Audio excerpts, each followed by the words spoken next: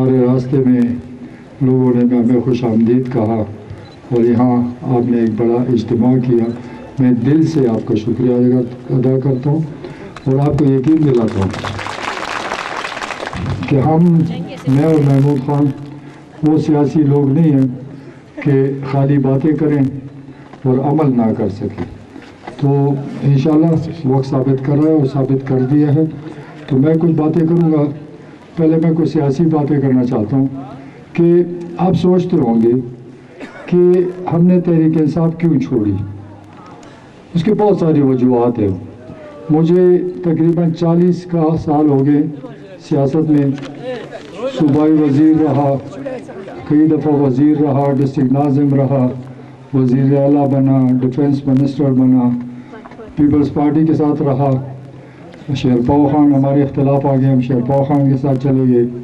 फिर मैं वज़ीर था, मैंने इस्तीफ़ा दिया और इमरान खान के साथ शामिल हुआ। हमने सोचा कि हम तो सारी उम्र सियासत की, इन लोगों के साथ भाग दौड़ की, पार्टियों को ताकतवर किया, मेहनत किया, लोगों को साथ मिलाया, तंजीमें बनाई हर पार्टी में। और जब इलेक्शन आते थे तो हर पार्टी एक मंशूर देती थी, एक प्रोग्राम आता था कि इलेक्शन जीत कर हम फलाना ये करेंगे। कोई रोटी कपड़ा और मकान के नाम पर, कोई दीन के नाम पर कि हम शरीयत लाएंगे। इमरान खान नया पाकिस्तान के चक्कर में हमें साथ मिलाया और हमने सोचा कि सारी उम्र हम इनके साथ चलते रहे, लेकिन जब इलेक्शन हो जाए तो अमल कोई नहीं होता। हम लोगों के सामने शर्मिंदा हो जाते हैं। हमें वो नारा जो हम इलेक्शन से पहले करते हैं वो नज़र नहीं आता। तो मैंने अपने साथियों से मशवरा किया, महमूद खान से, कि यार सारी ज़िंदगी इन लोगों के साथ भागते रहें, क्यों ना हम खुद अपनी एक पार्टी बनाएं कि इनसे ज़्यादा तो हम अपने वादे पूरे कर सकते हैं। हम जो वादा करेंगे पूरा करके दिखाएंगे, ज़ुबानी बात नहीं होगी। तो आज अगर हम इस मैदान में आए हैं, इसलिए नहीं आए कि मैं वज़ीर आला बन जाऊँ।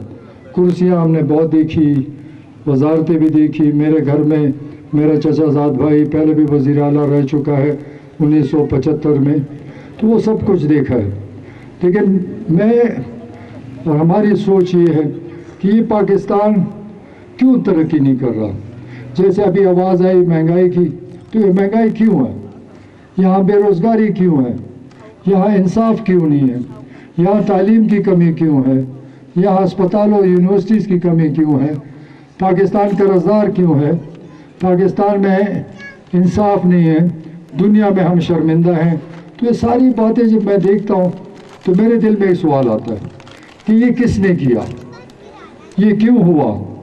वो ममालिक जो हमारे साथ आज़ाद हुए थे आज वो तरक्की कर रहे हैं, वहाँ पर खुशहाली है, वहाँ पर अमन है, वहाँ पर रोज़गार है, कारखाने लग रहे और तरक्की हो रही है।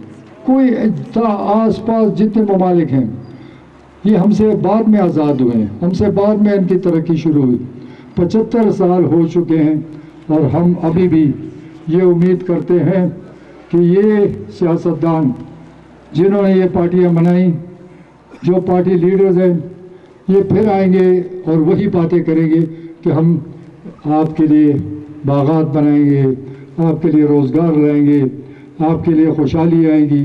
तो सवाल ये है कि अगर ये 75 साल में इन्होंने तकरीबन 40-45 साल इन सियासी पार्टियों ने हुकूमतें की, तो क्या ये जो मुल्क बेरोज़गार हुआ, ये जो मुल्क में महंगाई आई, इस मुल्क में डॉलर की कमी आई, हम कर्जदार हो गए, तो कसूर किसका है? यही वो लोग हैं, यही पाकिस्तान के मुजरिम हैं, इन्हीं की वजह से हम इन तकलीफ़ों में हैं। अगर ये ईमानदार होते, आप लोगों से मोहब्बत होती, तो आज इस मुल्क पे खुशहाली होती, आज पाकिस्तान तरक्की कर रहा होता। मुझे याद है कि अयूब खान के दौर तक इस मुल्क पर कोई कर्जा नहीं था, कारखाने लग रहे थे। ये कोरिया, इंडोनेशिया या जितने ममालिक आस पास हैं ये हमसे बहुत पीछे थे, हमसे सीखते थे। लेकिन जब ये सियासी मदारी आए, इन्होंने वो करके दिखाया जो दुश्मन भी नहीं कर सकता हमारे साथ। क्यों? हमारी क्या गलती है? इस अवाम की क्या गलती है कि ये महंगाई में फंसते रहें, बेरोज़गार होते रहें, अपने इलाके छोड़कर ملک سے باہر جاتے ہیں، تو یہ سب کچھ سوال بنتا ہے، اور سوال ان سے بنتا ہے کہ آپ نے 75 سال اس ملک کے ساتھ کیا کیا؟ کیا یہ ہندوستان آج ہم سے زمین اور آسمان کا فرق پڑ گیا؟ ہندوستان آج سپر پاور بن گیا ہے۔ وہ بنگلہ دیش جہاں 2 وقت کی روٹی نہیں ہوتی تھی، وہاں پر ترقی اور خوشحالی آ گئی۔ یہ وہ افغانستان جو جنگوں میں لٹ اور تباہ ہو چکا تھا، آج افغانستان کی حالات ہم سے بہتر ہے۔ وہاں پر ڈالر سستا ہے، وہاں پر مہنگائی کم ہے۔ تو مجرم کون ہوا؟ اگر یہ ملک کے ہمدرد ہوتے، کیونکہ پارٹیوں کا پروگرام وفاق سے آتا ہے، پارٹی لیڈر فیصلے کرتا ہے، پالیسیز وہ دیتا ہے، اگر وہ صحیح پالیسیز بنائیں، ملک کی خاطر کام کریں، تو یہ ملک بہترین اور خوبصورت ملک ہے۔ ہمارے عوام محنت کش ہیں، محنت کرتے ہیں، اور ان لوگوں کی وجہ سے آج یہ ملک چل رہا ہے۔ مجھے جو پاکستان نظر آ رہا ہے، جس طرح یہ ملک یہ لوگ چلا رہے ہیں، میں اپنے بچوں کو کہتا ہوں کہ 100 سال بھی یہ ملک ترقی نہیں کر سکتا، کیونکہ ان کا جو پروگرام ہے وہ صرف اپنی ذات کا ہے۔ ان کی جائیدادیں بڑھتی جائیں گی، ان کے کارخانے بنتے جائیں گے، لیکن پاکستان لوٹتا جائے گا، اور زور تکلیف عوام سے نکل رہی۔ اب جب عوام کی چیخیں نکل رہی ہیں، وجہ کیا ہے؟ باقی دنیا میں بھی مہنگائی آئی، لیکن وہاں ترقی ہو رہی ہے، وہاں روزگار بہت ہے، وہاں پر ڈالر ہے، وہاں پر کارخانے لگ رہے، تو وہ لوگ نہیں چیخ رہے ہیں۔ ہم لوگ اس لیے چیخ رہے ہیں کہ ہمارے لیے آگے راستہ کوئی نہیں۔ تو یہ راستہ کون بنائے گا؟ اگر آپ لوگ یا میں ان سے امید کروں کہ پیپلز پارٹی کے زرداری، مسلم لیگ کا نواز شریف، مولویوں کا لیڈر فضل الرحمان اور تحریک انصاف کا لیڈر عمران خان ہمیں اس ملک کو بچائے گا، تو ہم غلط فہمی میں ہیں۔ میں نے جناب پرویز خٹک صاحب، جناب پرویز خٹک صاحب، جناب محمود خان صاحب، جناب حاجی غلام محمد صاحب، میں چاہتا ہوں، میری یہ دل کی مجھے تکلیف ہے، مجھے اس ملک میں ترقی نظر آ رہی ہے، میں اس ملک میں خوشحالی دیکھ رہا ہوں، لیکن ان کا پروگرام نہیں ہے نا۔ اگر ان کے پاس کوئی پروگرام ہوتا، میں پالیسیز دیتے کہ کیسے ملک کے قرضے اتریں گے، کیسے کارخانے لگیں گے، کیسے روزگار آئے گا، کیسے اس ملک میں خوشحالی آئے گی، تو میں بھی ان کے ساتھ کھڑا رہتا۔ 4.5 سال میں وفاقی وزیر رہا عمران خان کے ساتھ، میں نے وزارت چھوڑی نئے پاکستان بنانے کے لیے، لیکن 4.5 سال میں نے دیکھا نہ وہاں نیا پاکستان ہے، نہ وہاں کوئی سوچ تھی، وہی پرانی ڈگر پہ چل رہے تھے، بیوروکریسی کا راج تھا، ہمارے نمائندوں کو کوئی عزت نہیں تھی۔ یہ اپنے ایم این اے جو یہاں صوبے میں ہیں، یہاں ان سے ذرا پوچھیں آپ کو کبھی عزت ملی؟ عمران خان نے کبھی آپ کو گھاس ڈالا؟ ایوی شور مچا رہے ہیں کہ ان کا اپنا ووٹ نہیں ہے، وہ سمجھتے ہیں کہ پی ٹی آئی کے ذریعے جیتیں گے۔ تو میں اس لیے پارٹی چھوڑی کہ مجھے وہ نیا پاکستان نظر نہیں آ رہا۔ میں اپنے پی ٹی آئی کے دوستوں کو کہتا ہوں کہ یہ ایک کہانی تھی، اور یہ کہانی ختم نہیں ہونے والی تھی۔ تو میں ان کو کہتا ہوں کہ غلط فہمی میں مت رہو، یہ چیز آگے چلنے والی نہیں ہے۔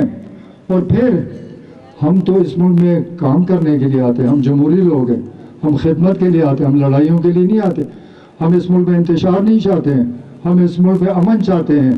تو یہاں پر انہوں نے ملک میں انتشار پیدا کیا 1.5 سال، تاکہ ملک ترقی نہ کر سکے۔ اس مہنگائی میں سب کا ہاتھ ہے، یہ مہنگائی میں عمران خان کا بھی ہاتھ ہے، نواز شریف کا بھی ہے، زرداری کا بھی ہے، مولانا کا بھی ہے، ان سب کا ہاتھ ہے۔ کیوں؟ ہمارا سب سے بڑا کینسر مرض قرضہ ہے۔ اگر یہ لیڈر قرضے نہیں لیتے اور اپنی پیداوار، اپنا پیسہ، ڈالر خود اس ملک میں ترقی کرتے، تو آج ہم یہ حالت میں نہ ہوتے۔ جب تک یہ ملک قرضدار ہے، یہ مہنگائی بڑھتی جائے گی۔ یہاں پر افسوس ہے کہ آپ ٹی وی کھولیں تو بڑے خوش ہوتے ہیں کہ آئی ایم ایف ہمیں اور قرضہ دے رہا ہے۔ بھائی آئی ایم ایف ہمیں قرضہ دے رہے، لیکن سود کے ساتھ واپس لے رہا ہے، اور جب وہ قرضہ دیتا ہے تو شرطیں لگاتا ہے۔ کوئی ملک بھی ہمارا ہمدرد نہیں ہے، یہ سارے ممالک سود خور ہیں، یہ سود پہ پیسے دیتے ہیں، جتنے ممالک ہیں، کوئی ہمارا دوست نہیں ہے۔ یہ سود کے لیے پیسے دیتے ہیں اور پھر ہمارے پہ شرطیں لگاتے ہیں کہ ہم اتنا قرضہ دے رہے ہیں لیکن بجلی کی قیمت بڑھانی ہے، गैस की कीमत बढ़ानी है, टैक्सेस लगाने हैं, पेट्रोल महंगा करना है और जितनी चीज़ें हैं उसको महंगा करना है ताकि हमें अपने पैसे वापस चाहिए। तो आप लोग सोचें कि अगर हम कर्जे लेते रहें तो क्या खुशहाली आ सकती है? कर्ज़ों पे एक ख़ानदान भी नहीं चल सकता। अगर एक ख़ानदान कर्ज़ा ले और उसको कर्ज़ा वापसी के लिए और कर्ज़ा ले तो इसका मतलब है वो सब कुछ उसका बिक जाएगा। इस वक्त आपका पाकिस्तान गिरवी पड़ा है, आपकी हाईवेज, आपके एयरपोर्ट्स, आपके जितने यहाँ बड़े बड़े प्रोजेक्ट्स हैं वो इन ममालिक के साथ गिरवी पड़े हैं। ये हमारी मलकियत नहीं रही, ये जब तक कर्जा नहीं उतारेंगे हम इसके मालिक नहीं हैं। तो ये इन लोगों ने हमारे साथ जो किया वो मैं पहले भी कह चुका हूँ कि दुश्मन भी नहीं करता। इनके खानदान तो अरबपति हो गए, इनके कारखाने तो कामयाब जा रहे हैं, इनकी स्टील मिलें तो चल रही है और हमारा स्टील मिल डूब गया। ये खाकान अब्बासी का हवाई जहाज़ का जो इदारा है वो तो कामयाब चल रहा है, हमारा PIA डूब गया। तो इसका मतलब ये अपने लिए ठीक है लेकिन मुल्क के लिए इन्होंने कुछ नहीं करना। तो मैं ये सवाल छोड़े जा रहा हूँ आपसे कि आप सोचें कि हमारे मुजरिम कौन है। मुजरिम इसलिए ये लीडर्स हैं। अगर मैं PTI में था या पीपल्स पार्टी में तो फैसले तो लीडर करता है, पॉलिसी वो देता है। अगर वो अच्छा प्रोग्राम देगा तो मुल्क की भलाई होगी, अगर वो प्रोग्राम पे अमल नहीं करेगा तो हम पुराने उसी चक्कर में डूबते रहेंगे। तो मुझे यकीन है कि आज लोग समझदार हैं, तालीम ज़्यादा हो गई, सोशल मीडिया बहुत तेज़ है। अगर हमने इन लोगों के लिए ताड़ियाँ बजानी है जो कहते थे हम रोटी पकड़ कपड़ा मकान देंगे, वो खुद अरबपति खरबपति बन गया। ना रोटी मिली, ना कपड़ा मिला, ना मकान। जो कहता था मौलाना साहब कि इस मुल्क में शरीयत होनी चाहिए, मैं इनसे पूछता हूँ कि तुम इस्लाम के लिए लड़ते हो कि इस्लामाबाद के लिए? अगर मौलाना साहब चाहते, क्योंकि हर हुकूमत में जब बनती है तो इसके बगैर मुश्किल से, क्योंकि कोलिशन गवर्नमेंट अक्सर बनती है और मौलाना की ज़रूरत पड़ जाती है, शुक्र हमें नहीं पड़ी। तो वो अगर सिर्फ एक शर्त लगा लें कि भाई मैं हुकूमत में नहीं आ रहा, शरीयत नाफिज करो, तो कोई इनकार नहीं कर सकता। लेकिन मुझे यकीन है वो शरीयत के लिए नहीं, इस्लाम के लिए नहीं, उसकी जंग इस्लामाबाद की है। जब इस्लामाबाद जाते हैं ना शरीयत याद, ना इस्लाम याद, ना अपने साथियों को याद करते हैं, खुद मज़े लूटते हैं। अभी भी 1.5 साल इन्होंने हुकूमत की, बेटे को वजीर बनाया और किस चीज़ का, NHA का, जिसको पता भी नहीं, ख्वाब में नहीं पता कि सड़क कैसी बनती है, क्योंकि उसमें पैसा बहुत था। कमाने के लिए सारे रिश्तेदारों को वजीर बनाया। सूबे में लूट मार की 6 महीने में। इतनी गंदी हुकूमत मैंने ज़िंदगी में नहीं देखी कि हाथ मरोड़ कर पैसे लेने लगे थे, लोगों को लूट रहे थे। ये तो शुक्र है किसी को ख्याल आया और इनको बाहर फेंक दिया, नहीं तो अगर साफ सुथरे होते आज भी हुक्मरान होते, आज भी इनके वजीर होते। लेकिन इनकी चोरी की वजह से इनकी वजारतें ख़त्म की गई। तो ये सब कुछ आपको सोचना पड़ेगा। अगर हम आपकी खिदमत नहीं कर सकते, वोट ना ही डालो। मैं अल्लाह से वादा करता हूँ और वादा किया है अवाम से भी कि ना झूठ बोलूँगा, ना झूठ बोला है, ना झूठ वादा करूँगा। और अगर आप समझते हैं कि हम बेईमान हैं, आपकी खिदमत नहीं कर सकते, तो हमारा साथ ना दें। अगर ईमानदारी से काम करेंगे, हमारा ईमान पक्का हो, इरादे सही हो, तो अल्लाह ताला हमारी मदद करेगा। अगर हम सच्चे होंगे तो अल्लाह मदद करेगा, वो मोहब्बत अल्लाह ताला आपके दिलों में डालेगा। मैंने सारी ज़िंदगी सियासत खिदमत के लिए की। अगर मैं अपने ज़िले की अगर बात करूं तो फिर आप गुस्से भी हो जाएंगे, क्योंकि मेरे ज़िले में ना कच्ची सड़क है, ना कोई स्कूल और कॉलेज यूनिवर्सिटी की कमी है, ना वहाँ कोई गांव गैस से महरूम है, ना कोई गांव बिजली से महरूम है। मस्जिदें बन रही हैं, सोलर लग रहे हैं, गलियाँ बन गई है, तकरीबन 100% मुकम्मल हो चुका है। तो अब इस दफ़ा जब आए हैं तो मेरी एक सोच बदल गई है।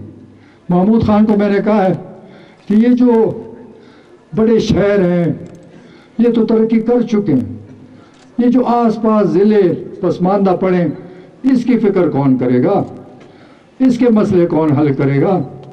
کیونکہ اگر یہاں آپ مجھے پتہ ہے کہ یہاں پر آپ لوگ تعلیم میں بہت شوق رکھتے ہیں، 90-95% لوگ تعلیم یافتہ ہیں. اس طرح گلگت بھی میں گیا ہوں، وہاں پہ بھی یہ حال ہے. تو انشاءاللہ میں آپ کو وعدہ کوئی نہیں کرتا، موقع ملا آپ خود دیکھیں گے کہ کیا میں کر کے دکھاتا ہوں. یہ میری سوچ بن رہی ہے. وعدہ اس لیے نہیں کرتا کہ وہ جھوٹا ہوتا ہے. جو جھوٹے وعدے کرتا ہے اس پہ عمل نہیں کرتا. لیکن میری نظر میں سب چیزیں ہیں کہ یہاں پر کیا ضرورت ہے. یہاں پر میں دیکھ رہا ہوں اسپتالوں کی کمی ہے. یہاں پر صرف میرے خیال میں BHOs بھی نہیں ہوں گے پورے، دوائی بھی کوئی نہیں. تو وہ ضروری ہے کہ ہم یہ آپ کے لیے اسپتالوں کا بندوبست کریں گے. یہ میرا اللہ سے وعدہ ہے کہ ہم پورا کر کے دکھائیں گے. جناب پرویز خٹک صاحب، جناب پرویز خٹک صاحب. یہاں پر اسکولوں کالجوں کی کمی ہے. صرف چترال میں یونیورسٹی ہے، تو ہر ضلع میں ایک یونیورسٹی ضرور بننی چاہیے، کالجز بننے چاہیے، بنا کے دیں گے. یہ کوئی احسان نہیں ہے، یہ آپ کا حق ہے. آپ کو نہیں ملا تو وہ زیادتی ہے. اور انشاءاللہ تعالی اگر ہم سچے ہوں گے تو ہم تعلیم کا بندوبست دل و جان سے کریں گے. ہم صحت کا بندوبست ہر حالت میں کر کے دکھائیں گے. میں وزیر اعلیٰ تھا اس وقت، مجھے یاد ہے کہ ہمارے گاؤں میں لوگ بیمار ہو جاتے تھے، ہم چندہ کرتے تھے، کسی کا علاج ہو جاتا تھا، کوئی ہم سے فوت ہو جاتے تھے. تو میں نے سوچا کہ غریب آدمی کے لیے کوئی بندوبست ہونا چاہیے. اس وقت میں نے 18 لاکھ خاندانوں کو صحت کارڈ دیا. اور میں شاباش دیتا ہوں محمود خان کو کہ آج ہر ایک خیبر پختونخوا کا جتنے عوام ہیں شناختی کارڈ پر ان کا علاج مفت ہے. یہ کوئی چھوٹی بات نہیں ہے. یہ دنیا میں میرے خیال میں 4-5 ممالک میں ہوں گے جہاں مفت علاج ہوگا، اور وہ بہت امیر ہیں.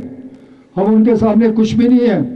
لیکن ہمیں تکلیف تھی، ہمیں غم تھا کہ غریب آدمی کیا کرتا ہے، قرضے لیتا ہے، جائیداد بیچتا ہے، یا وہ مر جاتا ہے، اس کا علاج نہیں ہوتا.